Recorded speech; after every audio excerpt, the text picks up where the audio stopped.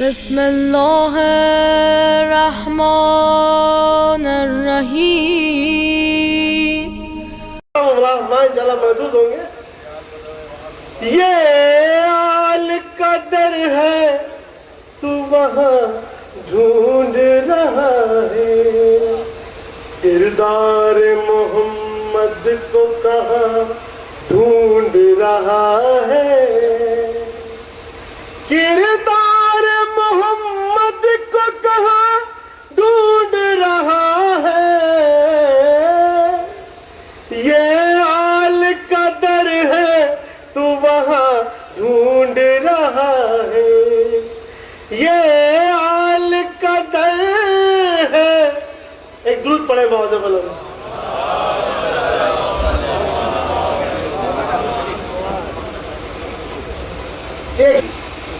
روح کے سنے سماج کے لیے رسول ہے.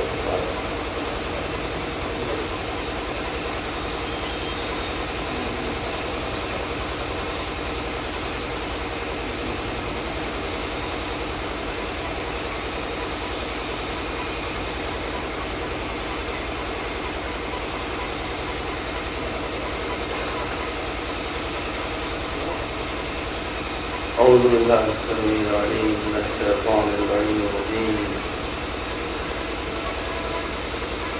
بسم الله الرحمن الرحيم. الحمد لله رب العالمين،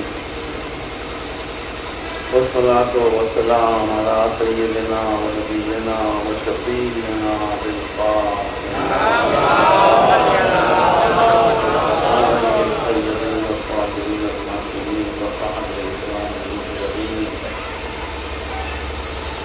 أما بعد، وقال الله سبحانه تبارك وتعالى وهو أصدق القائلين: لقد خلقنا الإنسان في أحسن تقويم ثم رددناه أسفل سافلين. صلى الله عليه محمد وعلى آله محمد. مجھے شرمندگی ہے، میں 3-4 دن پہلے کر دیا تھا، لیکن وقت بہت اہم ہے، لیکن پھر بھی میں آپ بتا سکتا ہوں. لیکن آپ کو بھی زیادہ ناگواری محسوس نہیں ہونا چاہیے کہ ایک مجلس میں ایک قلب کے بجائے 2 قلب آ گئے. تکبر تو ممکن ہے.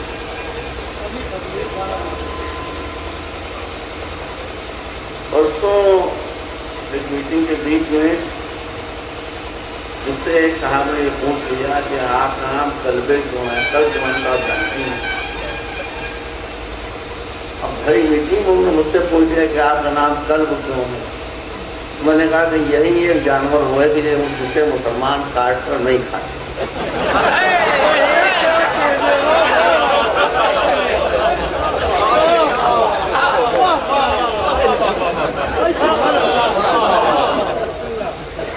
اپنی جان بچانے کے لیے میں نے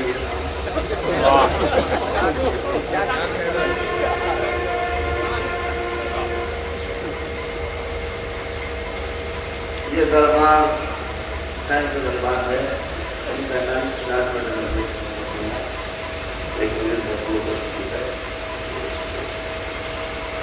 لیکن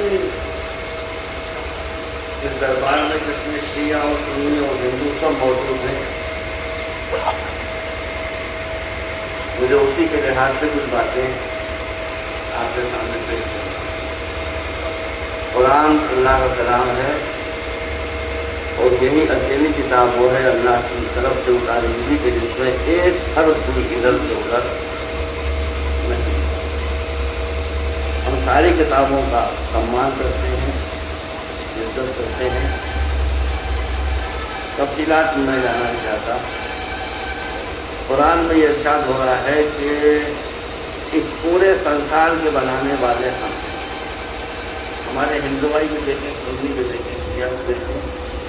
آپ مجھے پورے سنسار کی کوئی ایک بھی ایسی بتا دیں کہ جو اس پرماتما نے، اس اللہ نے نہ بنایا، اس کو کسی نے نہیں بنایا. باقی ہر چیز کو اس نے. آپ اپنے کو پہچانیں، اللہ کو بعد میں پہچانیں گے، پہلے اپنے آپ کو پہچانیں. اس نے سمندر بنائے، اس دریا بنائے، اس نے پہاڑ بنائے، اس نے پھول بنائے، اس نے پتیاں بنائی، اس نے پودے بنائے، اس نے گیہوں بنایا، چاول بنایا، دال بنائی، جانور بنائے، سب بنایا۔ اگر آپ اپنی ویلو کا اور قیمت کا اندازہ کرنا چاہتے ہیں تو میرے ایک سوال کا جواب دے دیجیے، یہ سب کس کے لیے ہے؟ یہ سب کس کے لیے بنا ہے؟ ملائکہ کے لیے، حوروں کے لیے؟ ملائکہ تو خود آپ کے لیے بنے، حوریں تو خود آپ کے لیے بنے۔ آپ سمجھیے کہ آپ کی نظر میں، اس کی نظر میں آپ کا مہتو کتنا ہے، اتنی اہمیت ہے کہ آپ کے سوا جو کچھ ہے وہ سب اس نے آپ کے لیے بنایا، جو کچھ ہے وہ سب آپ کے لیے بنایا ہے، اور وہ یہ چاہتا ہے کہ جو کچھ ہم نے تمہارے لیے بنایا ہے وہ سب تمہاری مٹھی میں آ جائے۔ مٹھی میں بغیر سائنس اور ٹیکنالوجی کے نہیں آ سکتا۔ ہر چیز کا ایک ذریعہ ہوتا ہے، ہر چیز کا ایک راستہ ہوتا ہے۔ اگر آپ اس سنسار پر قبضہ کرنا چاہتے ہیں اس کے لیے صرف اور صرف سائنس اور ٹیکنالوجی ہے۔ چاند پر آپ کا قبضہ ہو جائے گا، مارس پر آپ کا قبضہ ہو جائے گا، آپ کہاں سے کہاں نکل جائیں گے کچھ نہیں کہا جا سکتا ہے۔ دھرم کا لابھ یہ ہوتا ہے کہ سائنس اور ٹیکنالوجی سے آپ پورے سنسار پر قبضہ کرتے ہیں۔ دھرم وہ شکتی ہے کہ جو آپ کو اپنے قابو میں رکھے۔ اگر انسان کے پاس گیان نہیں ہے تو وہ بھیڑ ہو جاتا ہے، اور اگر دھرم نہیں ہے تو وہ بھیڑیا ہو جاتا ہے۔ دین یہ چاہتا ہے کہ آپ نہ بھیڑ بننے پائیں تو دوسرے آپ کو کھا جائیں، نہ بھیڑیا بننے پائیں کہ آپ دوسروں کو۔ تو اب جو قرآن کی آیتیں میں نے پڑھی ہیں اس میں یہ ارشاد ہے کہ ہم نے انسان سے بہتر کوئی شے، کوئی سرشت، کوئی کریشن پیدا نہیں کیا، مگر بدقسمتی کی بات یہ ہے کہ ہم نے اس کو بہت اونچا بنایا ہے، لیکن یہ جب اپنے آپ کو نہیں پہچانتا ہے تو یہ اپنے آپ کو سب سے نیچے گرا ہے۔ یہ بھی مثالیں آپ کے سامنے۔ میں مجلس کے بعد بیٹھا رہوں گا، اگر آپ اس کی بات میں شک ہو، کوئی شبہ ہو تو آپ نہیں بیٹھ کے مجھ سے کلیئر کرا لیں، کیونکہ مجلس نہیں ٹائم فکس ہوتی، ہر چیز میں مجلس میں نہیں پیش ہوگا۔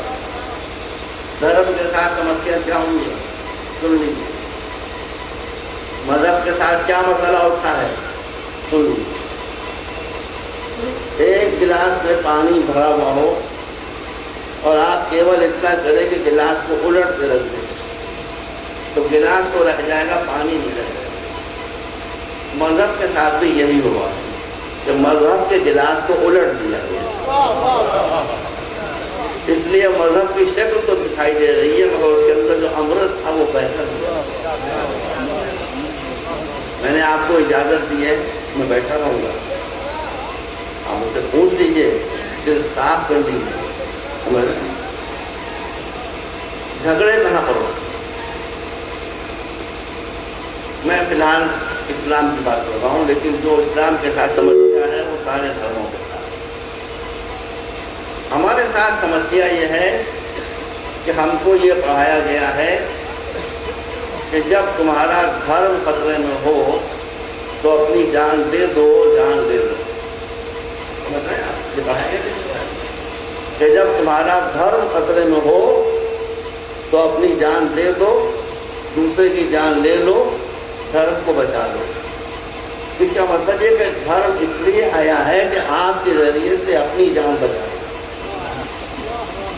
اس کا ارتھ یہی تو ہوا کہ دھرم اس لیے آیا ہے کہ آپ کے ذریعے سے اپنی جان بچائے۔ یہی الٹی بات ہے، گلاس کا آپ نے الٹ دیا۔ جبکہ دھرم اس لیے آیا ہے کہ دھرم کے ذریعے سے آپ کی جان بچائے۔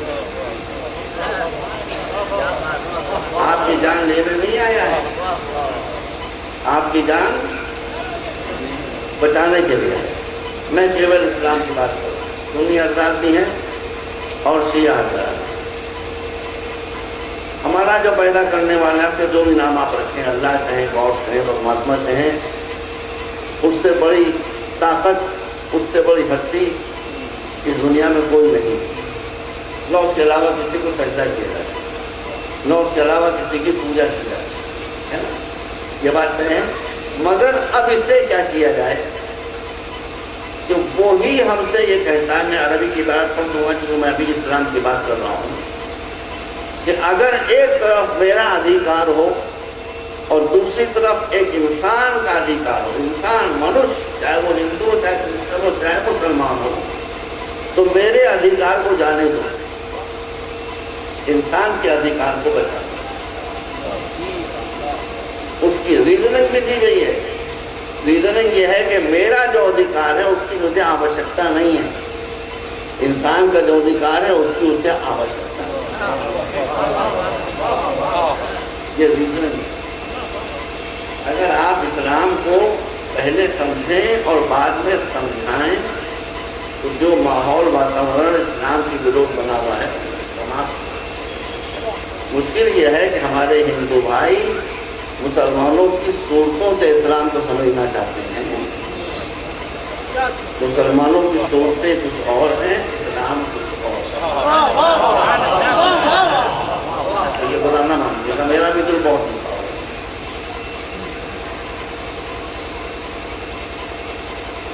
ہندو بھائی مسلمانوں کو یا اسلام کو پہچانتے ہیں مسلمانوں کی داڑھیوں سے,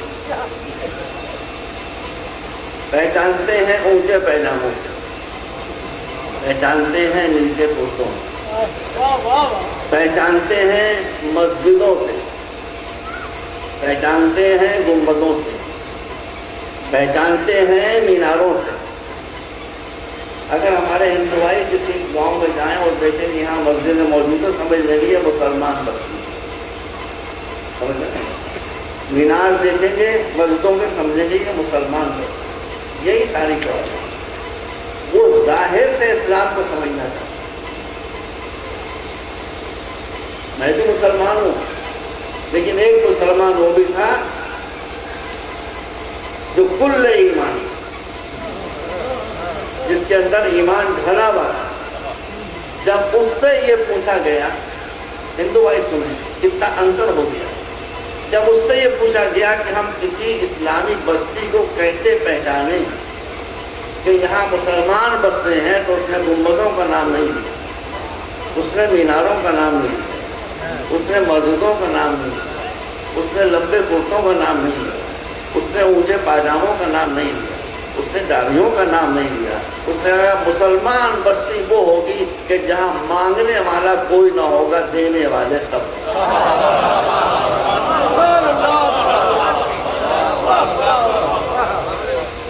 یہ ہے اسلام. اس کا مطلب یہ ہوتی ہے, رسول کی حدیث بھی ہے کہ جب ایک دروازے سے مکان کی غریبی آتی ہے تو دوسرے دروازے سے اسلام نکل جاتا ہے. اس کا مطلب ہے کہ جہاں اسلام ہوگا وہاں غریبی نہیں ہوگی, اور جہاں غریبی ہوگی اور غریبی کو مٹانے کے لیے سنگھرش نہ ہوگا وہاں اسلام نہیں ہوگا. میں نے بتایا آپ کو 3 مرتبہ تو رہا ہوں. مسلمان کہتا ہے کہ اسلام کو آگے رکھو, اسلام کہتا ہے لوگوں کو, انسان کو آگے. 2-3 مثالیں میں دینا چاہتا ہوں. یہ بتائیے آپ مجھے یہاں کسی مسجد کا پیش نماز بنا دیں, امام بنا دیں, نماز جماعت تیار ہو گئی, ظہر کی آتی ہے, مسلمان جمع ہو, میں اللہ اکبر کہہ کے نماز شروع کرنے والا ہوں. اتنے میں ایک آدمی آئے میرے پاس اور کہا مولوی صاحب مجھے ایک کام درپیش ہے, آج آپ نماز تھوڑی دیر میں شروع کریں. تو اگر میں یہ اعلان کر دوں کہ آج یہاں نماز آدھے گھنٹے دیر سے شروع ہوگی تو اس مسجد کی امامت سے مجھے ہٹا دیا جائے گا کہ نہیں ہٹا دیا. مسلمان کہیں گے کہ آپ نے اللہ کی نماز کو کس سے ہٹا دیا؟ ایک آدمی کی وجہ سے. مگر مسلمان اپنی شیعہ اور سنی سب اپنی اپنی کتابوں میں لکھے کہ رسول تشریف فرما ہے، مسجد نبوی ہے، صحابہ کرام پیچھے تشریف فرما ہے، نماز شروع ہونے والی ہے کہ ایک شخص آ کر کہتا ہے کہ خدا کے رسول مجھے کچھ کام سامنے آ گیا ہے، کیا یہ ہو سکتا ہے کہ آج آپ نماز تھوڑی دیر میں شروع کریں؟ تو رسول نے فرمایا کہ تمہارا کام اگر نماز کی وجہ سے رک رہا ہے تو نماز رکے گی، تمہارا کام نہیں روکے. جاؤ پہلے اپنا کام کرو، اس کے بعد واپس آؤ، پھر نماز شروع ہو. ایک واقعہ اور سن لیجیے تو جلدی ہے سب، میں وہی پڑھ رہا ہوں کہ شیعہ سنی مجمع میں جو شیعہ سنی سارے کتابوں میں موجود ہیں. رسول دھیرے دھیرے نماز پڑھتے تھے، نماز پڑھ رہے ہیں، جماعت کی نماز ہو رہی ہے، دھیرے دھیرے پڑھ رہے ہیں. اتنے میں پیچھے نماز پڑھنے والوں نے یہ محسوس کیا کہ ایک دم سے رسول کی نماز کی اسپیڈ بہت تیز ہو گئی اور جلدی جلدی جلدی جلدی نماز کو 1 منٹ 1.5 منٹ کے اندر اندر سماپت کر دیا، ختم کر دیا. اب نماز پڑھنے والوں کو حیرت ہوئی یہ کیا بات ہو گئی کہ اتنی جلدی نماز ختم کر دی. تو رسول فرمایا کہ بات یہ ہوگی کہ نماز شروع ہو چکی تھی تو ایک استری، ایک مہیلا اپنے بچے کے ساتھ مسجد میں آئی اور مسجد کی نماز میں وہ بھی شامل ہو گئی. بچوں کو پہلو میں اس میں بٹھا دیا تھا. بچے نے ماں کے غم میں رونا شروع کیا. اس کے رونے کی آواز میرے کان میں پہنچی. اسلام کسی ایسی عبادت کو قبول کرنے کے لیے تیار نہیں ہے کہ جس کی وجہ سے کسی کی آنکھوں میں آنسو آتا ہے. اس لیے میں نے نماز کو جلدی جلدی ختم کر دیا کہ اللہ کی نماز جلدی ختم ہو جائے، لیکن ایک بچہ اپنے ماں کے غم میں رو رو کر تڑپ کر فریاد نہ کر. یہ بات آپ کا پہلی بات. میں مسلمانوں سے کھما چاہتا ہوں، ہولی میں کبھی کبھی یہ ہوتا ہے کہ مسجد کے اوپر گلزارے رنگ پھینک دیتے ہیں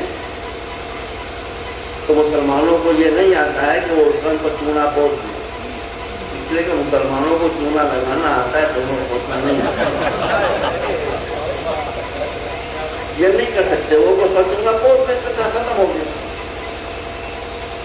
اب سارے مسلمان سنی اور شیعہ اپنی اپنی کتابوں میں دیکھیں، رسول تشریف فرما ہے، صحابہ کرام تشریف فرما ہے.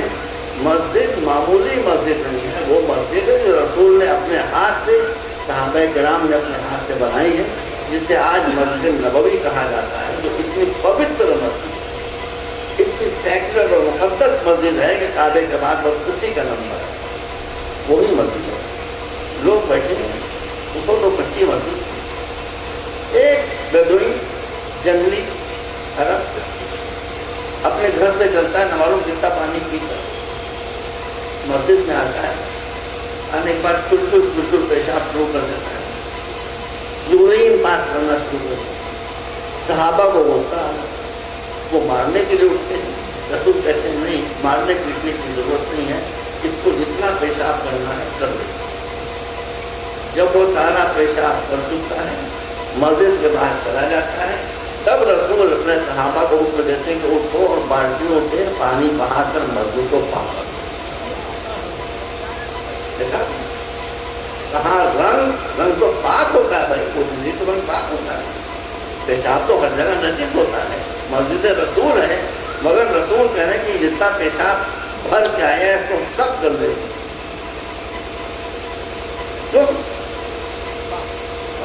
تو کے بیٹھ گئے، پانی سے مسجد کو پاک کر دیا گیا.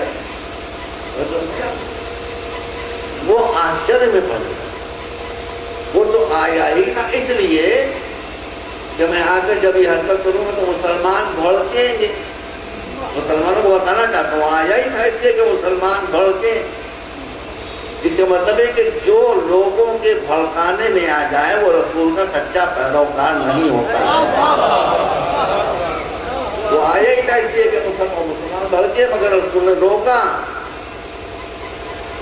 اب وہ پلٹ کر پھر ٹرائی پہ گیا، وہاں جانے کے بعد اس نے کہا کہ میں تو جا کر اس لیے منگتا تھا، وہاں پیشاب کیا تھا کہ لوگ بھڑکیں گے، مجھے ماریں گے، میں وہاں سے کہتا رہوں گا کہ رسول نے اپنے کسی کو اپنے مہمان کو مارا اور پیٹا، لیکن وہاں تو یہ ہوا کہ میں نے جتنا میں پیشاب کر سکتا تھا میں نے پیشاب کیا، لوگ پوچھے مجھے مارنے کے لیے پیٹنے کے لیے، مگر رسول نے ان کو روک دیا۔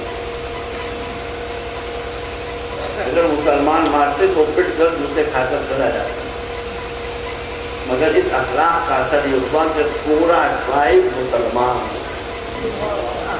اس کا مطلب ہے کہ جذبات میں آ جانے سے اسلام رکتا ہے، جذبات کو بڑھنے سے روکنے سے اسلام پھیلتا ہے۔ ایک مرتبہ صلوات بھیجیں،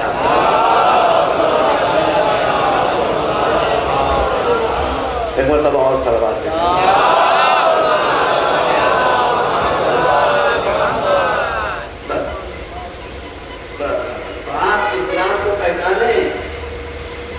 بیٹاری کا مخالف نہیں ہوں، میں اونچے پیجامے کا مخالف نہیں ہوں، میں لمبے کرتے کا مخالف نہیں ہوں، مجھے غلط نہ سمجھیے، مگر یہ ظاہر ہے داڑھی تو کوئی بھی رکھ سکتا ہے، اونچا پیجامہ تو کوئی بھی پہن سکتا ہے، لمبا کرتا تو کوئی بھی پہن سکتا ہے، تو ان چیزوں سے اسلام سمجھ میں نہیں آ سکتا جن کے ذریعے سے دھوکہ دیا جا سکتا ہے۔ اسلام سمجھ میں آئے گا کریکٹر، اسلام سمجھ میں آئے گا انسانیت، اسلام سمجھ میں آئے گا اس وقت کے جب آپ رسول کے کردار کی چلتی پھرتی تصویر بن جائے، یہ دیکھیں کہ ان کا سلوک دوسروں کے ساتھ کیا تھا، دوستوں کے ساتھ کیا تھا، دشمنوں کے ساتھ کیا تھا، اپنوں کے ساتھ کیا تھا، غیروں کے ساتھ کیا تھا۔ صلوات پر محمد۔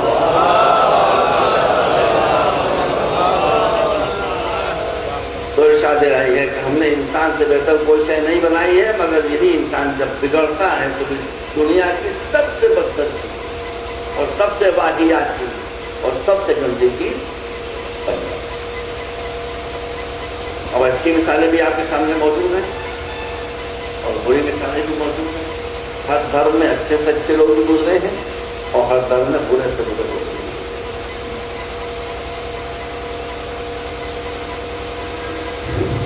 مسلمانوں کی پرابلم کیا ہے جو میں برابر کرتا رہتا ہوں؟ میں نہیں کہتا ہوں، رسول اللہ نے فرمایا ہے کہ الجہل اصل کل شر والعلم اصل کل شر۔ جتنی برائیاں ہیں وہ سب ایک جڑ سے پیدا ہوتی ہیں جس کا نام ہے اجیانتا، اور جتنی اچھائیاں ہیں وہ بھی سب ایک جڑ سے پیدا ہوتی ہیں جس کا نام ہے بیان۔ میں اپنے مسلمان بھائیوں کو اس بات دلانا چاہتا ہوں کہ سائنس اور ٹیکنالوجی اسلام کی سیوا کرنے والے ہیں، اسلام کے دشمن ہیں۔ ابھی میں آپ کو ایک بات بتاؤں، پہلے ایک واقعہ سن لیں جو مسلمانوں نے تو سنا ہی ہوگا، شیعوں نے خاص طور پر سنا ہوگا، مگر ہندوؤں نے نہیں سنا ہوگا۔ میں بیچ سے بات سنا رہا ہوں کہ وقت کم ہے کہ رسول اللہ کے شاگرد اور ان کے داماد مسلمانوں کے چوتھے خلیفہ اور ہمارے پہلے امام، جن کے خلافت پہ جھگڑا ہو سکتا ہے مگر جن کے گیان میں کوئی جھگڑا نہیں ہوتا۔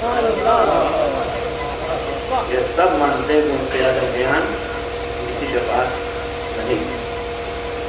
انہوں نے کہا، میں 20 سے اس بات کو پڑھ رہا ہوں، انہوں نے ایک دن قرآن مجید کے بارے میں یہ بات کہی کہ جتنا گیان پورے سنسار میں پھیلا ہوا ہے، جتنی کتابیں ہیں وہ سب سمٹ کر آ گئی ہیں ایک کتاب میں جس کا نام ہے قرآن، اور قرآن سمٹ کر آ گیا ہے اپنے پہلے سورے میں جو 7 آیتوں میں ختم ہو جاتا ہے، اور وہ 7 آیتیں وہ 7 ورسیں سمٹ کر آ گئی ہیں پہلی آیت میں بسم اللہ الرحمن الرحیم۔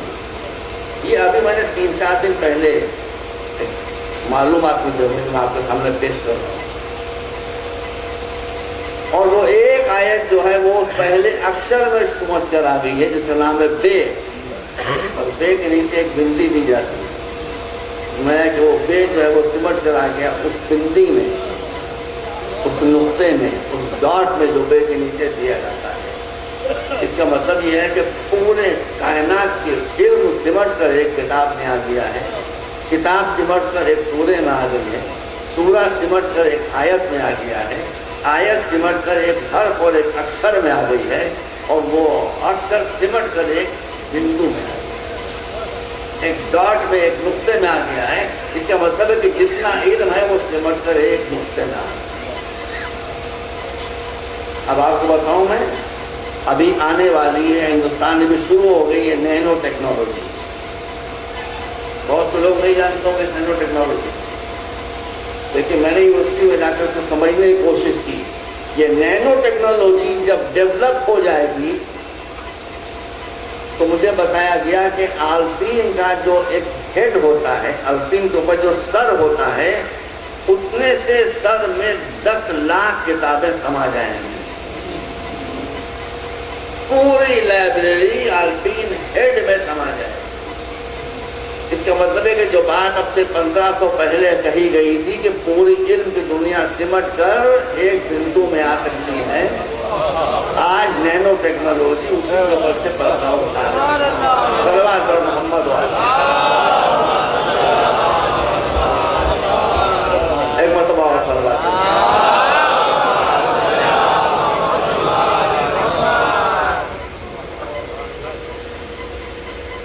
یاد رکھیے کہ جہاں گیان ہوتا ہے وہاں آدمی بھٹکتا نہیں، جہاں جہالت ہوتی ہے وہاں آدمی بھٹکتا ہے، اس لیے کہ جہالت جانور میں ہوتی ہے۔ میں کبھی شکار کرنے جاتا تھا، بہت زمانہ ہوا، مظفر نگر ضلع میں میں گیا تیتر کا شکار کرنے کے لیے۔ معلوم کہ تیتر جو ہے وہ اس جھاڑی میں چھپا ہوا ہے۔ ہم یہ کرتے تھے کہ گھیرا اٹھا کر اس جھاڑی میں پھینک دیتے، اگر اس ڈھیلے کو وہ تیتر برداشت کر لیتا تو اس کی جان بچی رہتی، مگر وہ جانور تھا بھڑک گیا، باہر نکل آیا، گولی کا نشانہ بن گیا بیچارہ۔ مجھے افسوس تھا کہ میں نے دیا نہیں، گولی کا نشانہ بن گیا۔ پھر ہم اس کو پکا کر کھائے۔ تو اس کا مطلب ہے کہ جہاں جہالت ہوگی وہیں آدمی بھڑکنے پر تیار ہوگا، اور جو لوگ ہوشیار ہوتے ہیں وہ ہمیشہ جاہلوں کو بھڑکا کر ہی سمسیایں اتپن ہوتی۔ میں آپ سے سمجھ رہا ہوں، مسلمانوں میں بہتانے والے لوگ موجود ہیں، ہندو بڑے سجن ہوتے ہیں مگر وہی بہتانے والے موجود ہیں۔ ابھی کچھ دن پہلے پروین تومریا جی نے یہ بات کہی کہ اگر بابری مسجد کا ایشو سالو نہیں ہوا تو ہم ہر مسجد کے پہلو میں ایک مندر بنا کے، وہ بولتے سمے چیختے جاتا ہے، میرا ان کا کہیں مطلب داخلہ ہوا ہے، بولتے کم ہیں چیختے جاتے ہیں۔ پہلی بات تو میں مسلمانوں سے کہنا چاہتا ہوں، بھائی آپ چاہے بگڑے ہو چاہے میں اس کی پرواہ نہیں۔ مسلمانوں میں مسجد کا بہت احترام ہونا چاہیے، لیکن جب کوئی مسلمان مسجد بناتا ہے تو ہمارے نزدیک تو وہ مسجد ہے، لیکن ضروری نہیں ہے کہ جس کی مسجد ہے اس کے نزدیک بھی وہ مسجد ہو۔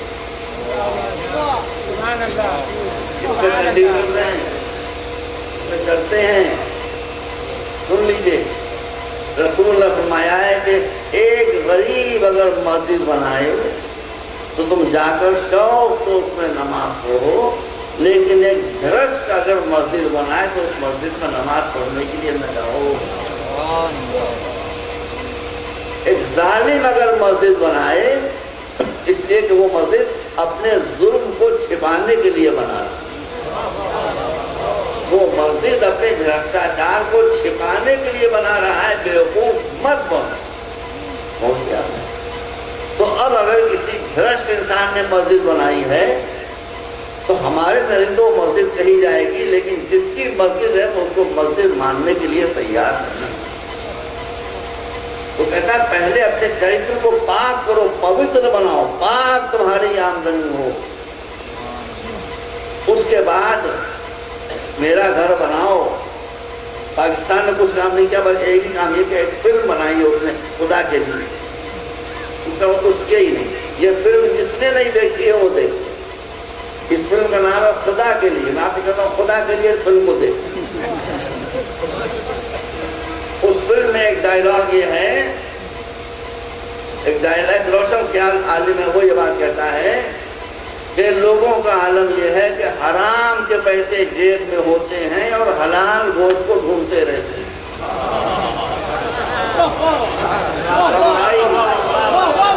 کمائی حرام کی ہے، حلال گوشت کو ڈھونڈ رہے ہیں. اور جب حرام ہی کمائیے تو وہ گوشت کہاں سے حلال ہو جائے گا؟ سرکار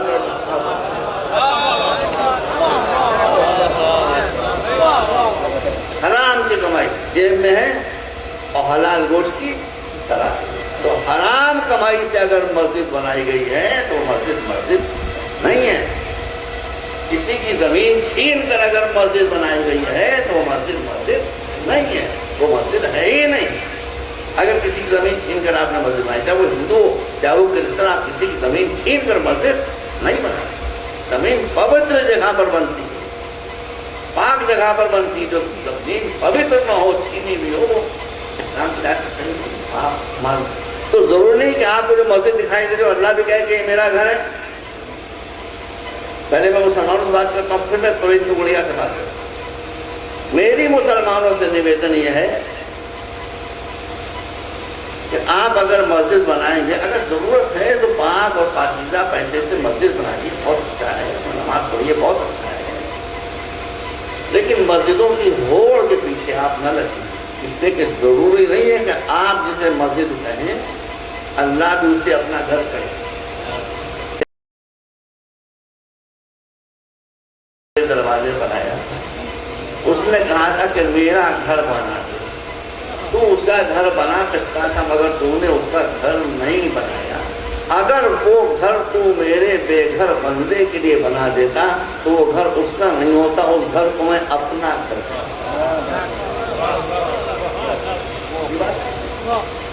اس کا مطلب ہے کہ اگر آپ مسجد بنائیں گے تو ضروری نہیں ہے اٹس ناٹ نیسیسری کہ جسے آپ مسجد کہہ رہے ہو اللہ بھی کہے میرا گھر ہے. لیکن اگر ایک بے گھر کے لیے آپ گھر بنائیں گے تو اللہ کہتا ہے کہ یہ میرا گھر ہوگا. سمجھ چاہتا ہوں بھائی، میری زبان لطفاتی ہے، اپنے آپ کا خود میں کانٹے بولتا ہوں. آج آپ جا کر دیکھیے لکھنؤ میں، بس سمجھ لیجیے گا، زیادہ میں خود کے بات نہیں کر سکتا. ایک وہ آدمی کو جو مر گیا، جو دنیا سے چلا گیا، اس کے نام کے اوپر سدن بن رہے ہیں. پورا پتھروں کا شہر بن گیا. جو چلا گیا، جو کسی مکان میں اب آ کر رہ ہی نہیں سکتا، اس کے لیے اربوں روپے خرچ کر کے سدن بنائے جا رہے ہیں، یادگاریں بنائی جا رہی ہیں. اور اس سدن کے بنانے والے مزدور فٹ پاتھ پر سو رہے ہیں. پرسوں ہی ایک کار کے ایکسیڈنٹ میں اپنی جان کھو رہے ہیں. آپ ایک مردہ کے لیے اربوں روپے خرچ کر کے گھر بنا رہی ہیں، زندوں کے لیے گھر نہیں بنا رہی ہیں. وہ سڑکوں پر اور فٹ پاتھوں پر سو رہے ہیں. اسلام اس کی اجازت نہیں دیتا، مسلمان چاہے اس پر عمل کرے. اسلام اس کی اجازت. اب میں پرویز گڑیا سے بات کروں. گڑیا جی سے میں کہنا چاہتا ہوں، بے شک آپ آ سکتی ہے، آپ کے پاس پاور ہے. آپ ہر مسجد کے پہلو میں ایک منزل بنائیے، نتیجہ کیا ہوگا؟ نتیجہ یہ ہوگا رسپا. ادھر اذان ہوگی، ادھر گھنٹہ بجے گا. گھنٹے والے اذان والوں پر چل دوڑیں گے، اذان والے گھنٹے والوں پر چل دوڑیں گے. ایک خون کا دریا، ایک رقص کا دریا ہے کہ جو اس ملک میں بہنا شروع ہو جائے گا. ہوگا کہ نہیں ہوگا؟ مجھے بتائیے، ہوگا. میں اس سے نویدن کرتا ہوں کہ مندر بنانے کے بجائے ہر مسجد کے پہلو پر وسیع مندر بنائیں. ہر مسجد کے پہلو میں اسکول بنا.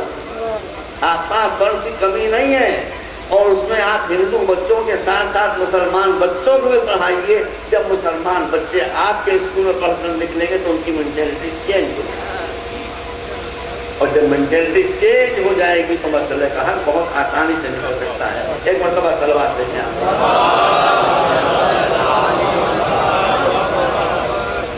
بس समय समाप्त हो गया। आजकल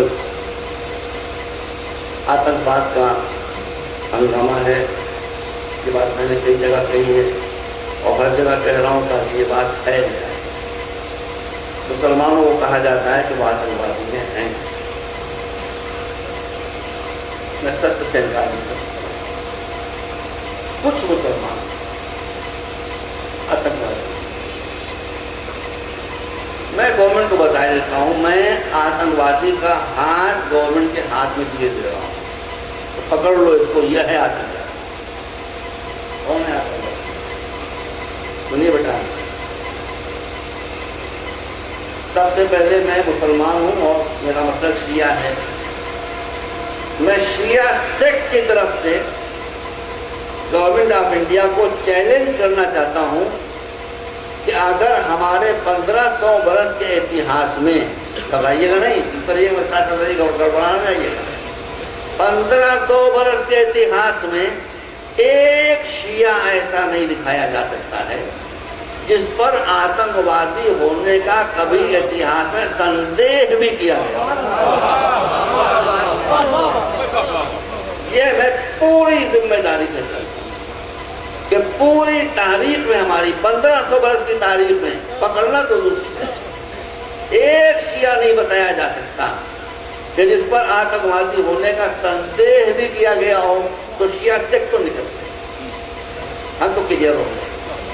अब बरेलवी मेरे भाई, अब मैं बरेलवियों को सबसे कहता हूं कि बरेलवी सेक्ट में भी, सुन लीजिए हिंदू भाइयों, पहुंचा दीजिए गवर्नमेंट, बरेलवी फिरके में भी एक आदमी आपको ऐसा नहीं मिलेगा जो आतंकवादी में कभी फंसा हुआ पाया। ये भी मेरी जिम्मेदारी, हालांकि मैं बरेलवी नहीं हूं, लेकिन मेरी जिम्मेदारी, मैं अपने को और मुसीबत में फंसा रहा हूं। और आगे बताऊं, घबराइएगा नहीं, बैठते ही। अब मैं देवबंदियों की जिम्मेदारी लेता हूं, मैं मुसलमान भी हूं, आपका मेरा भाई। देवबंदी सेक्ट में भी कोई आदमी ऐसा नहीं दिखाया जा सकता है कि जो आतंकवादी रहा हो, नहीं। सलाफी जो उनसे ज्यादा कट्टर हैं और रिजिड हैं, उनमें भी, अहले हदीस में भी आपको एक आतंकवादी नहीं मिलेगा। तो आतंकवादी है कहां? मैं हाथ पकड़वा देता हूं, जिस किसी पर आतंकवादी होने का शुबा हो, उससे मेरी ओर से एक प्रश्न कर लीजिए। इतना बताइए, आप करबला के मैदान में होते तो हुसैन की तरफ होते या यजीद की तरफ होते?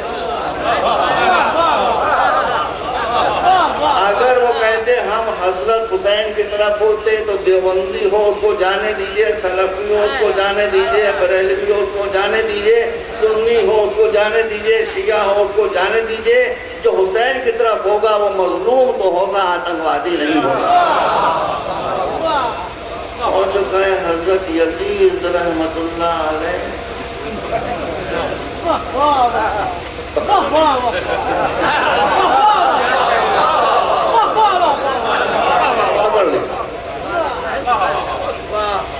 या वो आतंकवादी होगा या उसमें आतंकवादी होने का पोटेंशियल आगे बढ़कर बाकी को मुसलमान आतंकवादी। इसीलिए हम ये मजलिसें करते हैं। इन मजलिसों में सबसे पहला काम यह है कि आतंकवाद को मिटाएं। करबला की जंग किससे हुई थी? हिंदुओं से नहीं हुई। करबला की जंग जीव से नहीं हुई थी। करबला की जंग क्रिश्चियन से नहीं हुई। समझ लीजिएगा, करबला की जंग रसूल का नवासा मुसलमानों से लड़ा। तो एक तरफ रसूल का नवासा था, दूसरी तरफ मुसलमान थे, लिबरल मुसलमान नहीं, नमाजें पढ़ रहे थे। सबसे खतरनाक इबादत वो होती है जो अपने जुल्म पर पर्दा डालने के लिए इंसान अपने क्राइम को छिपाने के लिए जो इबादत अंजाम दी जाती वो सबसे ज्यादा खतरनाक। इनसे लड़ना बहुत मुश्किल काम है और उस टाइम मुझसे लड़ने के लिए करबला के मैदान में आए ताकि दुनिया को दिखा दे कि जाहिर से कभी इस्लाम को न देखना, ये देखना कि जो अपने को मुसलमान कह रहा है उसमें इंसानियत नहीं पाई। उसके दिल में रहम कितना पाएगा। जालिम कभी मुसलमान नहीं हो सकता। और मैं सारे मुसलमानों से कहना चाहता हूँ, सुन लीजिए मेरी बात, आप सब मेरे भाई, हर गुनाह से बचिए, झूठ न बोलिए, भ्रष्ट न होइए, शराब न पीजिए, जुआ न खेलिए, बचिए हर गुनाह से। लेकिन एक गुनाह वो है, अगर आपने शराब पी है और सच्चे दिल से तौबा करेंगे तो अल्लाह माफ करेगा। अगर आपने जुआ खेला है, सच्चे दिल से तौबा करेंगे, रिपेंट करेंगे, अल्लाह माफ करेगा। बड़े से बड़ा गुनाह आपने किया, अगर सच्चे दिल से आपने तौबा की, अल्लाह माफ कर देगा। लेकिन एक गुनाह वो है कि जिसको अल्लाह माफ नहीं करेगा, वो है अत्याचार, वो है किसी पर जुल्म करना, वो है किसी का हक मार लेना, वो है किसी का दिल दुखा देना। ये गुनाह हुआ है कि वो माफ किसी के हुसैन करबला के मैदान में, किसी के हुसैन की जंग मुसलमान, और हुसैन ने दिखा दिया कि बार बार कुछ नमाजी पढ़ने वाले कितने खतरनाक हो सकते, भेड़ियों से ज्यादा खतरनाक हो सकते हैं, सांपों से ज्यादा जहरीले हो सकते। मैं इन हिंदुओं से पूछना चाहता हूँ जहाँ बैठे हुए हैं, कि अगर हिंदू मुस्लिम झगड़ा हो रहा, खुदा न करे कभी हो, और चीजें हो रहा हो, और जून का महीना हो, और मेरा एक नवासा 5 महीने का 6 महीने का वो प्यास से बेरा कर रहा हो, और मैं उसी फसाद के माहौल में हिंदुओं के महल्ले में आता हूँ कि भाई हमारा तुम्हारा झगड़ा हो रहा है, इस बच्चे ने क्या कसूर किया है, इसको थोड़ा सा पानी पिला दो। मैं हिंदुओं से पूछना चाहता हूँ, वो पिलाएंगे पानी के नहीं पिलाएंगे? मैं हिंदू नहीं हूँ, मगर मैं बताता हूँ, वो पानी आगे बढ़कर बच्चे को पानी पिला देंगे। वो कहेंगे भाई बच्चे से क्या ताल्लुक, 6 महीने का बच्चा, इससे क्या ताल्लुक, इससे हमारा कोई जगह ही तो मासूम है, ये तो भगवान क्या से आया, इससे क्या जगह। इसका मतलब क्या है, झगड़े फसाद और दंगे के बीच में हिंदू 6 महीने के बच्चे को, मेरे नवासे को, कोबल को पानी पिला देंगे। हिंदू भाई देखें, ये हिंदू हैं और वो अपने को मुसलमान कहते हैं, जिनके सामने रसूल का नवासा आया 6 महीने के रसूल, और कहा कि भाई मैंने सजा की है, मैंने कसूर किया है, मैंने गलती की है, इस 6 महीने के बच्चे ने ये 3 दिन से प्यास से तड़प रहा, इसकी माँ का दूध खुश्क हो चुका है, सामने नदी बह रही है, अगर 2-4 बूंदे पानी की लेकर इसके हलक में टपका दोगे तो नदी का पानी तो कम नहीं हो जाएगा, मगर जान इसकी तो भाई ये हुआ था नहीं। क्या हुआ इसके जवाब? इसके जवाब में ये हुआ, तो लश्कर यजीदी का कमांडर था, तीर फेंकने वाला एक बहुत बड़ा पहलवान था, उससे उसने कहा कि तू हुसैन की बात को काट। इधर ये प्यासा बच्चा अपना कोमल चेहरा मोड़े हुए लश्कर की तरफ अपनी सूखी हुई जबान सूखे हुए होठों पर फिरा और वहां बड़े प्यार भरी नजरों से बच्चे का ये मंजर देख रहा है। उधर कमांडर हुक्म दे रहा था कि हुसैन की बात को काट। उसने 3 भाल का तीर अपनी कमान से डलवाया। हुसैन तो बच्चे की तरफ देख रहे हैं। एक मतलब वो तीर सनसनाता हुआ आया और बच्चे के गले पर पड़ा, बच्चा इमाम के हाथों पर उलट हुआ है। इतिहास में कहीं हिंदू इतिहास में हुआ है, कहीं क्रिश्चियन तारीख में हुआ है, कहीं आपको ये घोर अंधेर नहीं मिलेगा। मगर बाप भी ऐसा था, बच्चा उसके हाथों को उलट कलाबाजी तीर गले को बाप ने तीर निकाला, खून बहना शुरू हुआ। उस बच्चे के मासूम खून को लेकर इमाम ने अपने चेहरे पर मारा। उसके बाद खत्म हो गई। अपने कैंप की तरफ हुसैन बच्चे को लेकर चले, मगर बच्चे की लाश पर अपनी अबा का दामन डाल दिया। आने के बाद आवाज दी उस बच्चे की माँ को, जिसका नाम था रबाब। रबाब आ और आकर अपने बच्चे को, अब माँ ने ये कहकर बच्चे को दिया था कि मेरे वालिद जाकर मेरे बच्चे को पानी पिला रहे।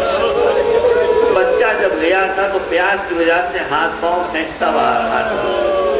ظاہر ہے کہ کسی بچے کو پانی مل جائے تو وہ پرسکون ہو جاتا ہے، اس کو سکون مل جاتا ہے اور لاسٹ میں پرسکون ہوتی ہے۔ بچے نے ماں نے جب دیکھا کہ بچہ سکون سے آیا ہے تو اس کو یہ خیال ہوا کہ میرے بچے کو پانی مل گیا۔ ماں نے تڑپ کر اپنے شوہر سے کہا کہ میرے وارث میرے بچے کو پانی مل گیا۔ حسین نے زبان سے پوچھا ابا کا دامن، ماں کی نظر لاش کے اوپر پڑی، زبان سے اتنا کہا کہ مسلوں کا یوں نہ تجھے بھی حلال کر دیا گیا، تجھے بھی ذبح کر دیا گیا۔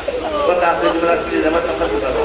میں کربلا میں جو کیریکٹرز تھے وہ میں آپ کو دکھانا چاہتا ہوں۔ 2 منٹ کی مجھے اجازت دے دیے، صرف 2 منٹ کے بعد امام نے اپنی بیوی رباب سے کہا جو بچے کی ماں تھی کہ بچے کو اپنی گود میں لے لے۔ ماں نے اس لاش کو اپنی گود میں لیا، کہا میرے پیچھے پیچھے آ۔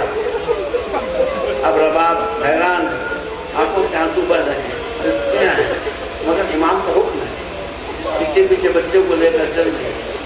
امام خیمے کے پیچھے آئے، اپنی تلوار سے ایک گڑھا کھولا اور ماں اپنے بچے کی کھلتی ہوئی قبر کو دیکھتی رہی۔ جب گڑھا کھل گیا تو ماں نے کہا لاؤ رباب اپنے بچے کو دے دو۔ ماں نے باپ کی گود میں بچے کو دیا، باپ نے جھلستی ہوئی زمین میں بچے کو گاڑ دیا، مٹی برابر کر دی۔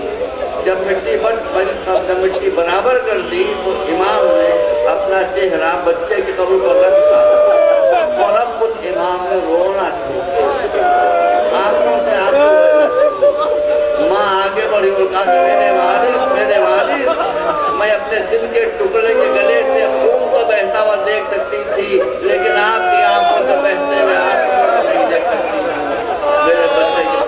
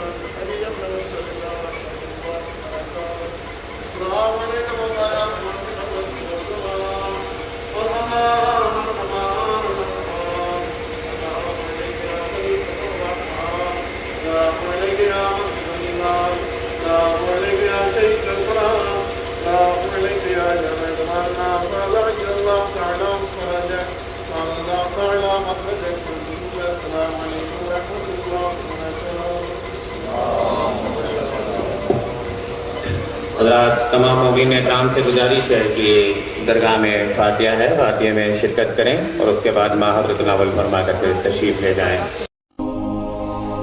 برحمتك يا أرحم